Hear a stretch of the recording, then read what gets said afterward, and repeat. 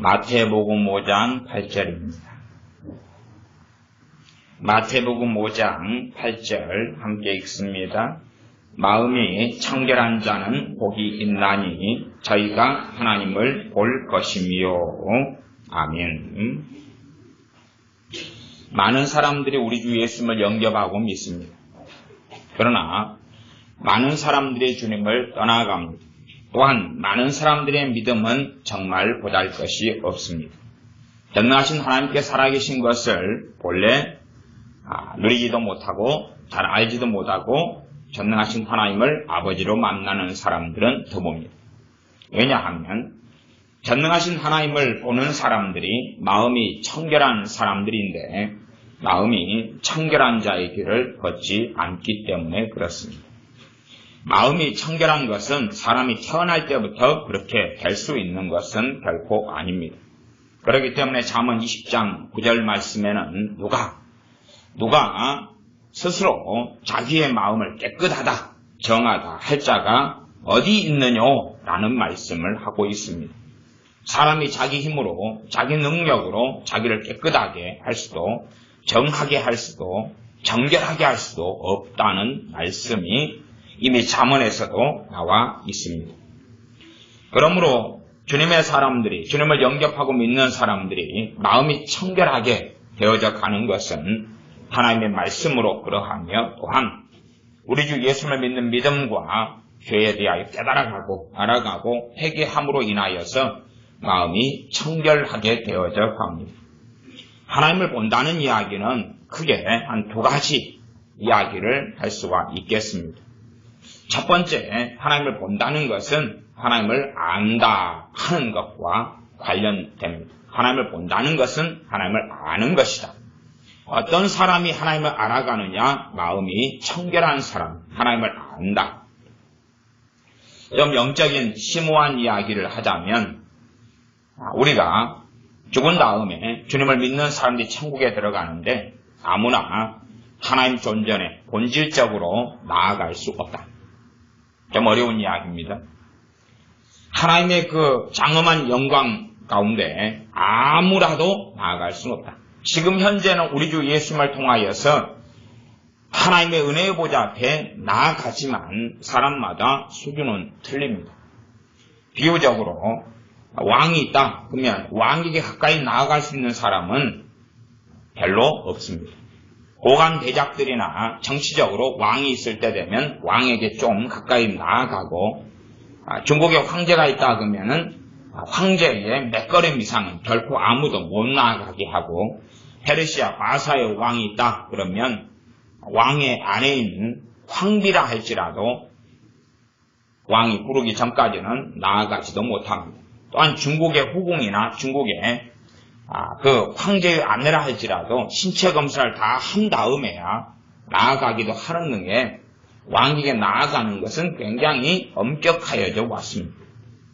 그렇게 말하면 전능하신 하나님 앞에 항상 머물러 있을 수 있는 사람들은 아마 12보좌를 다스리는, 앉아서 다스리는 12사도들이나 24장로님들이나 하는 그런 사람들, 또 요한계시록에 가면 새 노래를 부를 수 있는 흰 세마포옷을 입은 사람들 등등 정말로 하나님과 가까운 사람들만이 하나님 가까이에서 섬기는 것이지 천국에 들어간다 해서 아무나 하나님 좀 전에 들락거릴 수 없다 하는 것은 성경을 조금 더 상고해 보면 어느 정도 아실 수 있는 그런 이야기가 되겠습니다.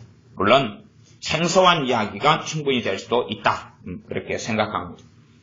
그러면 천국에서 벌어진 일은 이제 차치하고 최소한 이 땅에서 얼마나 마음이 청결하게 되느냐, 청결하게 되는 두 가지죠. 죄를 얼마나 깨닫고 죄를 우리 주 예수님의 십자가에 흘린 보혈로 처리해 가느냐 하는 것과 하나님을 보는 것과는 함께 갑니다.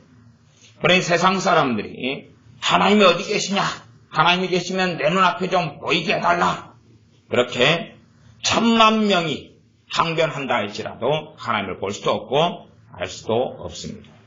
하나님을 보는 사람, 하나님께서 자신을 계시하시고 보이시는 사람들은 아무나는 결코 그렇게 하시지 않습니다. 아무나 무슨 은사를 받았다 해당 사항이 있는 게 아닙니다. 특별히 한순간에 성령 충만을 받았다 그런다 해서 성령 충만이 그 사람을 한순간에 마음이 청결한 자로 만드는 것이 아닙니다.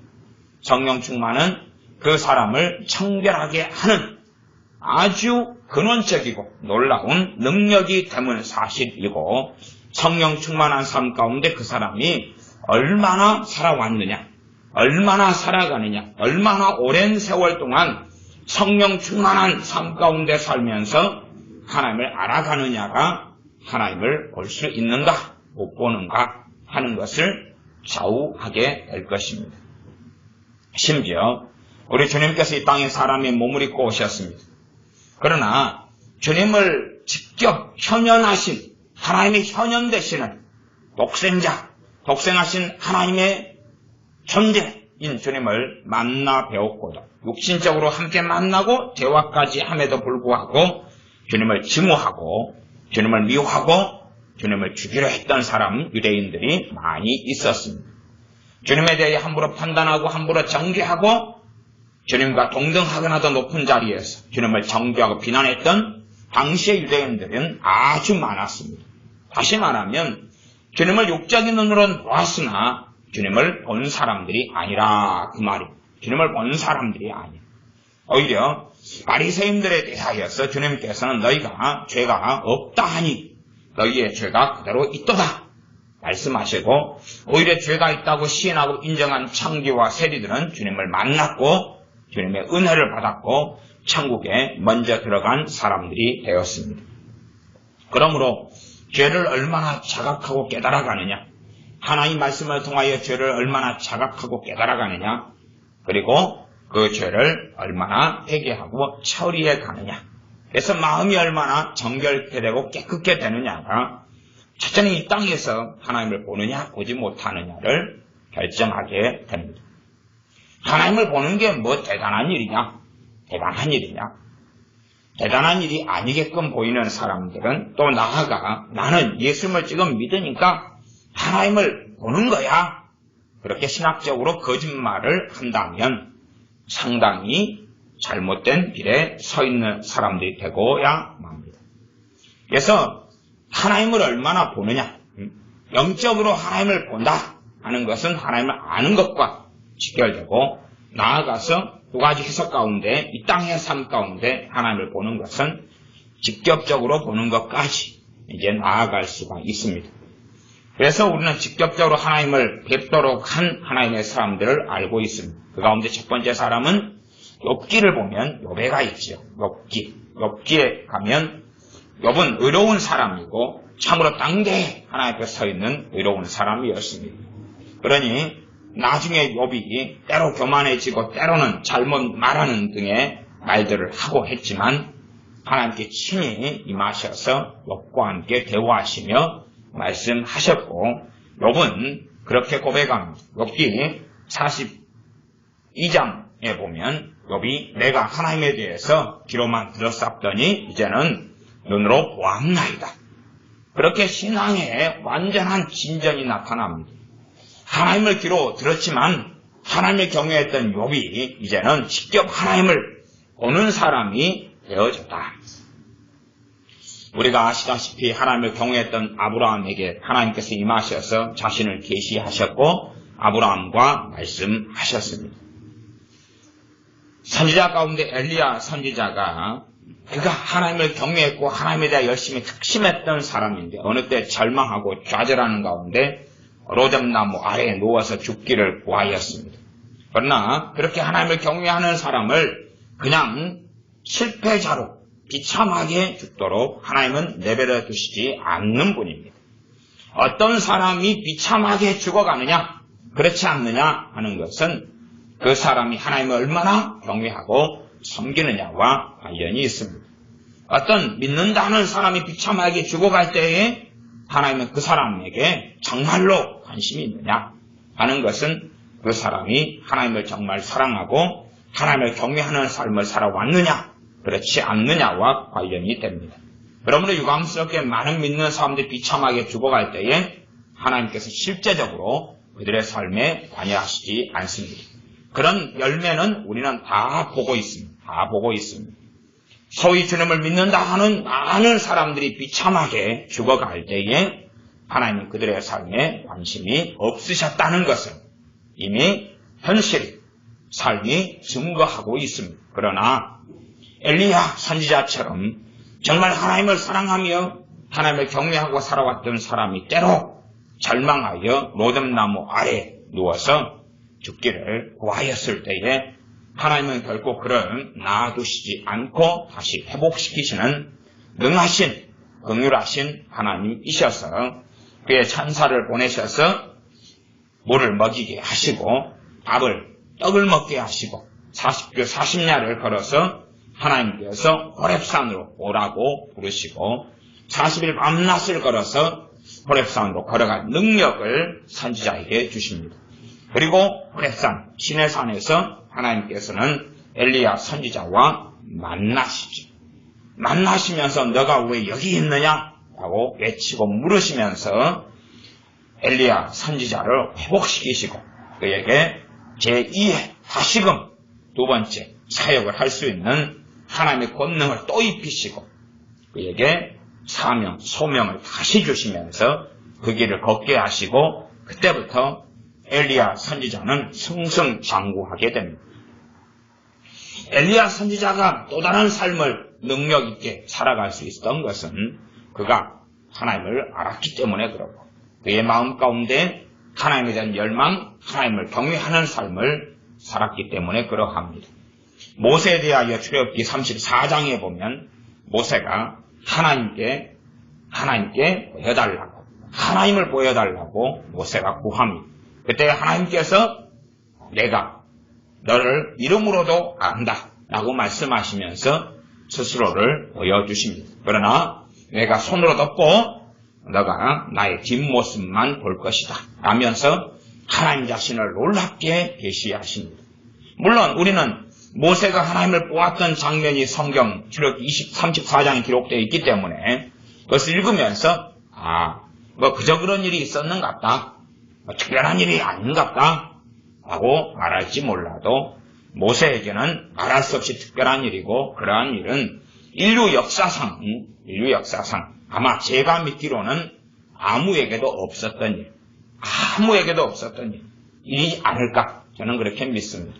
어떤 스스로 주장하는 사람들이 나는 모세처럼 그렇게 하나님을 보았다 할지라도 정말 그런 사람이라면 하나님을 경외하면서 살아온 연수가 못해도 모세의 갑절은 돼야 될 거라.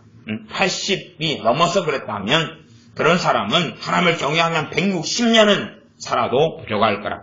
그러나 기껏해야 은혜 좀 받았어, 은사 좀 받았어, 2, 3년 산 이런 얼간이들이 하나님을 모세처럼 보았다 주장하는 황당한 시대 속에 살아가니 미혹은 얼마나 강한지 모릅니다. 그래서 하나님을 본다는 것은 두 가지지. 실제적으로 선지자들이나 하나님을 경외했던 욥이나 아브라함 같은 하나님의 사람들이 하나님을 보는 것, 그 하나님을 보는 것은 하나님을 아는 것과 함께하기 때문에 그 정도의 믿음의 역량과 수준은 안 된다 할지라도 당연하게 하나님을 알아가는 것이 하나님을 보는 것입니다. 그러므로 마음이 청결한 사람들은 살아계신 하나님의 역사를 점점 이 땅을 살아가면서 알게 됩니다. 그러나 마음이 청결하지 않은 채로 이제 얼마든지 우리 주 예수 그리스도의 보혈에 자기를 씻을 수 있다 그 말이에요. 우리 주 예수 그리스도의 복음을 가진 사람은 얼마든지 청결한 자의 길을 걸어갈 수 있다는 사실입니다. 죄를 깨닫고 말씀 66권을 통하여 그리고 죄를 우리 주님의 십자가를 통하여 해결하는 길이 열렸습니다. 그러니 마음이 청결하게 되는 것, 마음은 사람이 근원이고 본질이고 중심인데 마음을 깨끗하게 하는 것, 깨끗하게 해가는 것, 그것이 하나님을 보는 것입니다. 그리고 하나님이 이 땅에서 얼마나 보느냐, 얼마나 다른 말로 아느냐, 또 실제적으로 모세 선지자처럼 혹은 아브라함처럼 하나님을 나아가 보느냐 하는 것이 하나님께 섰을 때에 얼마나 어떠한 영광을 얻게 될 것인가 하고 직결되는 이야기입니다. 그러니 그 사람의 마음이 청결하지 않은 채로 내가 믿음 생활을 30년, 50년, 100년, 1000년을 해왔다라고 주장한다 할지라도 그에게는 하나님의 살아계신 또한 하나님이 어떤 분이신가 하는 것은 신학적인 지식은 좀 남을지 몰라도 너무나 흐릿하고 너무나 먼 이야기고 하나님을 전능하신 하나님을 자기의 하나님으로 자기의 아버지 하나님으로 만나는 것은 정말로 드물고 쉽지 않은 일이 될 것입니다. 주님께서는 사람들에게 내가 땅의 일을 말하여도 너희가 믿지 아니하는데 하물며 하늘의 일을 말한들 너희가 어떻게 믿겠느냐? 라고 책망하셨습니다. 그런 것처럼 이 땅을 살아가면서 우리가 하나님을 깊이 있게 아는 것, 또한 하나님과 동행하는 것은 결코 쉬운 일이 아닙니다. 왜요? 하나님을 이 팔복 가운데 마음이 청결한 자가 하나님을 본다는 것은 하나님을 동행한다는 말씀과 연결되기 때문에 그렇습니다. 아무하거나 하나님을 동행하시지 않습니다. 마음이 청결하다, 깨끗하다 그 말, 마음이 깨끗하다. 처음부터 주님을 믿자마자 깨끗하게 될 수도 없고 성화될 수도 없고 마음이 죄를 다 깨닫고 점검되거나 정리될 수도 없습니다. 그러므로 우리가 마음이 청결하게 되고 깨끗하게 되어질수록 하나님과 동행하는 삶 속에 들 수 있다 하는 사실입니다. 하나님 말씀을 깨달아가고 죄와 싸우고 피 흘리기까지 너희가 죄와 싸우지 않았는데 피 흘리기까지 죄와 싸우라 하는 말씀에 따라서 죄와 싸우면서 마음을 주님의 피로 깨끗하게 해 나갈 때에 회개 기도가 깨끗하게 되는 것이 아닙니다. 주님의 십자가의 보혈이 마음을 깨끗하게 하는 것입니다. 그러면 우리의 마음이 깨끗하게 되어질수록 하나님을 더 알아가게 되는 것이고 하나님을 더 볼 수 있는 것이고 생생하게 이 땅에 살면서도 단지 하나님의 영이시기 때문에 육안으로 볼 수 있는 게 아니지만 그런 전능하신 하나님과 함께 성령을 통하여서 동행할 수 있는 것이고 그러나 마음이 청결케 되지 않는 사람들 주님을 믿었다 하는데 마음이 청결하게 되는 것과 관련이 없는 사람들은 주님을 믿었다 하는 명목상의 이름은 가지지만 자기 인생과 삶 속에 하나님을 볼 일도 하나님을 알 일도 또한 하나님을 전능하신 하나님을 아버지로 생생하게 누리고 사는 일도 없을 거라는 사실입니다. 기도하겠습니다. 아버지 하나님, 우리가 이 땅에서 이것저것 많은 것을 추구합니다. 그러나 주님께서 팔복에 말씀하신 것처럼 그 가운데 마음이 청결한 것이 얼마나 중요한지를 말씀하셨사오나 우리들은 보는 눈, 듣는 귀가 둔하고 없어서 마음이 청결해서 그런 사람이 하나님을 본다고 말씀하셨음에도 우리는 무관심하고 이것이 뭐에 쓰이는 것이고 무슨 가치가 있는가 하고 별다리 소중하거나 중요하게 여기지 않고 맙니다. 그러나 참으로 우리가 주의 말씀을 따라 삼가고 우리의 정결하지 않은 더러운 마음들을 주님의 피에 씻어가고 죄를 깨달아가면서 주님 앞에 나아가 정결함을 얻고 없는 삶을 통하여 살아계신 하나님 아버지를 알아가게 하시고 전능하신 하나님을 보며 보게 하여 주시옵소서. 그리하여 하나님을 알고 하나님의 영광 속에 들어가 살면서 주님을 영화롭게 하다가 아버지의 나라에 입성하게 하여 주시옵소서. 우리 주 예수님의 이름으로 기도하옵나이다. 아멘. 기도하겠습니다.